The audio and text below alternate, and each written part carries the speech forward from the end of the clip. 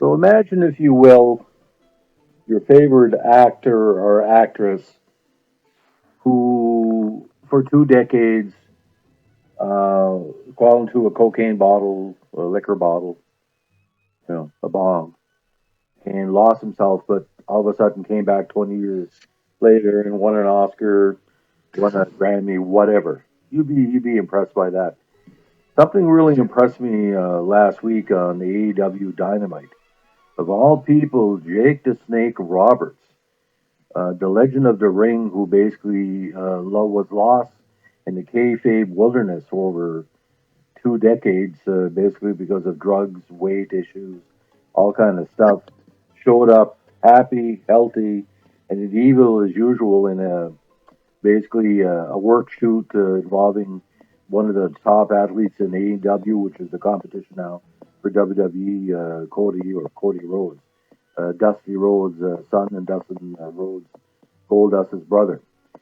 He basically showed up saying he was going to wreak havoc against Cody, that he was back to stay, that he would be a manager in AEW, will bring the wrath of Shakespearean evil against AEW. Not exactly like the old Jake the Snake Roberts character, because that character was the original cerebral assassin.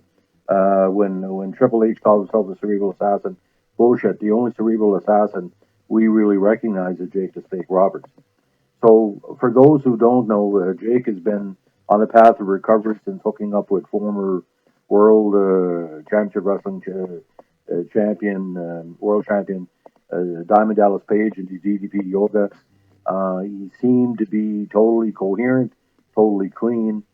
I think AEW having Jake in the Federation stirring the shit that I say will do a lot for the group.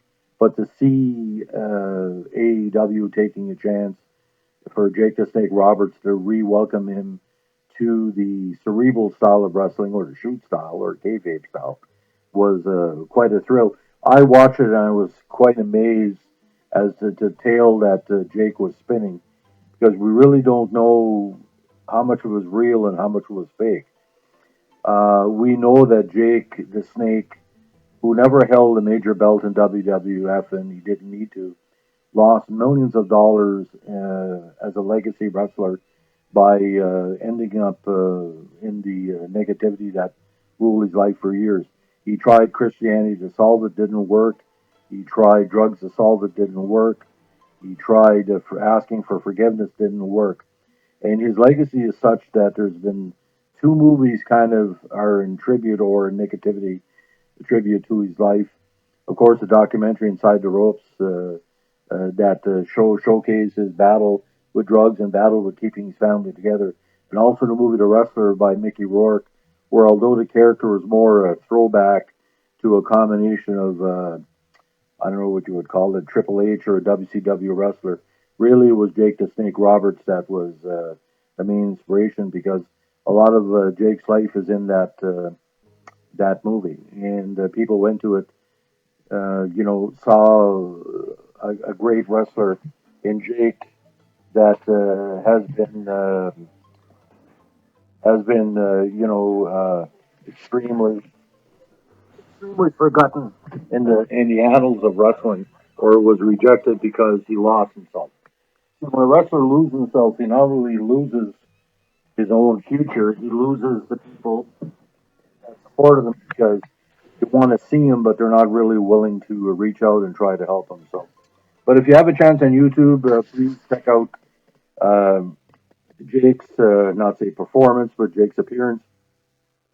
We're going to know the next few weeks how it's going to go, but for that, few minutes on screen ranks as one of the most important sports entertainment moments, in my opinion, of the last 5 to 10 years, and it has to be seen to be believed. When you're 54 years old, and I've been following wrestling for 45 years, and seeing Jake come back like this is almost like if the original lineup of Pink Floyd would join up together, not for cash, but for something he really wanted to say. Just to be like, John Lennon coming back to life and joining the Beatles with, I don't know, Jeff Lynne as a fifth session player or something. So anyway, it was pretty freaky. You have to see to believe it.